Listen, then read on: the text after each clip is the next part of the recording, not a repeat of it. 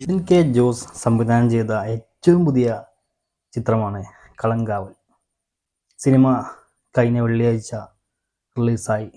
Jithin K Jose സംവിധായകനെ അറിയാത്തവരുണ്ടാവില്ല, കാരണം അദ്ദേഹം കഥ എഴുതിയിട്ടുള്ള സിനിമയാണ് ദുൽഖർ സൽമാൻ നായകനായിട്ടുള്ള കുറുപ്പ്.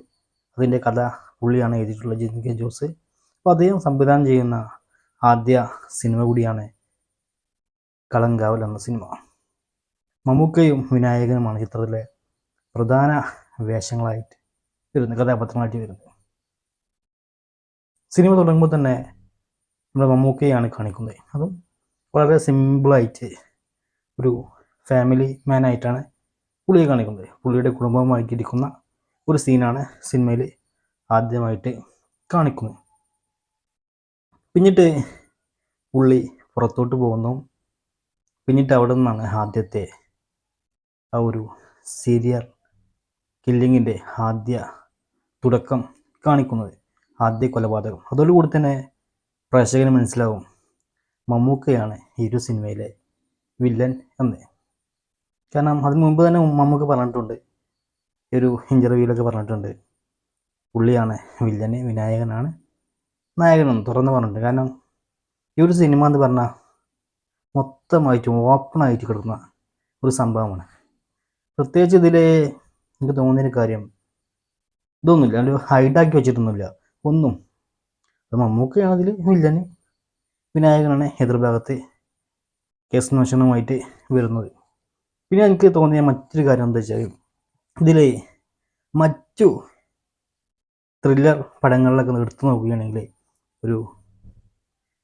ഒരാൾ മരിച്ചു കഴിഞ്ഞാൽ അല്ലെങ്കിൽ ബോഡി കാണിക്കുന്ന സീൻസൊക്കെ ഉണ്ടാവും. ആ ഒരു ബോഡി കാണിക്കുന്ന സീൻസും പിന്നെ അവിടെ നിന്ന് ഫോറൻസിക് വരുന്ന സീൻസും അങ്ങനെ ഒരുപാട് കാര്യങ്ങളൊക്കെ ഉണ്ടാവും. പക്ഷെ അത്തരത്തിലുള്ള സീനുകളൊന്നും ഈ ഒരു പടത്തിലില്ല. കാരണം ഈ പടം അങ്ങോട്ട് വല്ലാണ്ട് വലിച്ചു നീട്ടി കൊണ്ടുപോയിട്ടില്ല. നല്ല മിതമായ രീതിയിൽ തന്നെയാണ് ഈ സിനിമ പോകുന്നത്, എല്ലാവർക്കും മനസ്സിലാവുന്ന രീതിയിൽ. എന്നാലോ എല്ലാ കാര്യങ്ങളും നടക്കുന്നുണ്ട്, കൊലപാതകം നടക്കുന്നുണ്ട്, കേസന്വേഷണമുണ്ട്, എല്ലാം ഉണ്ട്. നല്ല അടിപൊളിയായിട്ട് തന്നെയാണ് ഈ ഒരു സിനിമയുടെ ഫസ്റ്റ് ഹാഫ് പോയിക്കൊണ്ടിരിക്കുന്നത്. പിന്നിട്ട് ഫസ്റ്റ് ഹാഫ് കൊണ്ടുപോയി നിർത്തുന്നത് നല്ലൊരു അടിപൊളി ഇൻ്റർവൽ പഞ്ചോട് കൂടി. കാരണം നല്ലൊരു അടിപൊളി സൂപ്പർ ഒരു ട്വിസ്റ്റോട് കൂടിയിട്ടുള്ള ഒരു ഇൻ്റർവൽ പഞ്ചായിരുന്നു. സൂപ്പറായിരുന്നു ആ സീനൊക്കെ. പിന്നെ അത് കഴിഞ്ഞിട്ട് വീണ്ടും പഴയതുപോലെ തന്നെ അന്വേഷണവുമായിട്ട് മുന്നോട്ട് പോകുന്നു.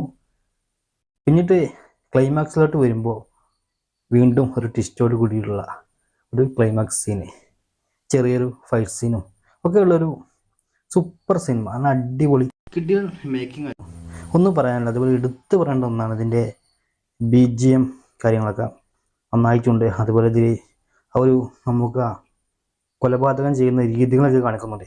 ഇത് ഏകദേശം ഒരു 20-ന് മുകളിൽ ആളുകളെ കൊല്ലുന്നുണ്ട്. അപ്പോൾ അതൊക്കെ കാണിക്കുന്ന രീതികളൊക്കെ നല്ല രസമുണ്ടായിരുന്നു. ഒരു ട്രാൻസ്ഫോർമേഷൻ സീൻസൊക്കെ നല്ല അടിപൊളിയായിട്ട് തന്നെ ചെയ്തിട്ടുണ്ടായിരുന്നു.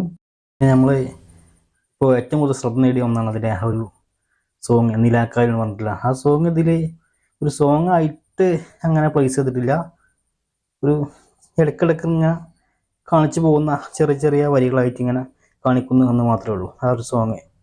അത് സിനിമ കണ്ടവർക്ക് അറിയാം, അതൊരു അല്ലാതെ വലിയൊരു സോങ് മാത്രമായിട്ട് അത് കാണിക്കുന്നില്ല. അപ്പോൾ എന്തായാലും നല്ലൊരു അടിപൊളി സൂപ്പർ സിനിമയാണ് കളങ്കാവൽ. അതുപോലെ ഞാനിത് ഈ കളങ്കാവലിൻ്റെ റിവ്യൂ കണ്ട സമയത്ത് എനിക്ക് തോന്നിയ മറ്റൊരു കാര്യം എന്താ വെച്ചാൽ, ഒരുപാട് ആളുകൾ പറയുന്നുണ്ടായിരുന്നു മമ്മൂക്ക ആദ്യമായിട്ടാണ് ഇതുപോലൊരു നെഗറ്റീവ് സൈഡ് വരുന്നതെന്ന്. സത്യം പറഞ്ഞാൽ നമുക്ക് ആദ്യമായിട്ടല്ല വരുന്നത്, നമുക്ക് ഒരുപാട് നെഗറ്റീവ് ക്യാരക്ടറുകൾ ചെയ്തിട്ടുണ്ട്. ആദ്യം വിധേയം ചെയ്തിട്ടുണ്ട്, അത് കഴിഞ്ഞിട്ട് പാലേരി മാണിക്കം, മുരിക്കൻകുന്നത്ത് അഹമ്മദ് ഹാജി, അത് കഴിഞ്ഞിട്ട് വീണ്ടും മുന്നറിയിപ്പ്, അത് കഴിഞ്ഞിട്ട് നമ്മുടെ പുയൂരും അത് നെഗറ്റീവാണ്, അത് കഴിഞ്ഞിട്ട് ബ്രഹ്മയുഗം, അപ്പോൾ വീണ്ടും കളങ്കാവൽ. അപ്പോൾ നല്ല അടിപൊളി സൂപ്പർ ഒരു സിനിമയാണ് കളങ്കാവൽ. അതുപോലെ എനിക്ക് എടുത്തു പറയാനൊരു കാര്യമുണ്ട്, ഇതിൽ അനാവശ്യ സംസാരങ്ങളോ ഒന്നുമില്ല, അതുപോലെ ഭയങ്കര ബ്രൂട്ടലായിട്ടുള്ള സീൻസുകളോ ഒന്നുമില്ല. ഫാമിലിയുമായിട്ട് ഇരുന്ന് കാണാൻ പറ്റുന്ന നല്ലൊരു അടിപൊളി സൂപ്പർ സിനിമയാണ് കളങ്കാവൽ. അപ്പോൾ എന്തായാലും നിങ്ങളുടെ അഭിപ്രായങ്ങൾ നിങ്ങൾ കമൻറ്റ് ബോക്സിൽ അറിയിക്കുക. വീഡിയോ ഇഷ്ടപ്പെട്ടാൽ ലൈക്ക് ചെയ്യുക, ഷെയർ ചെയ്യുക. അതുപോലെ ആദ്യമായിട്ട് നമ്മളെ വീഡിയോ കാണുന്നവരുണ്ടെങ്കിൽ മറക്കാതെ ചാനൽ സബ്സ്ക്രൈബ് ചെയ്ത് പോവുക. വീണ്ടും മറ്റൊരു വീഡിയോ ആയിട്ട് കാണാം. അതുവരേക്കും ബൈ.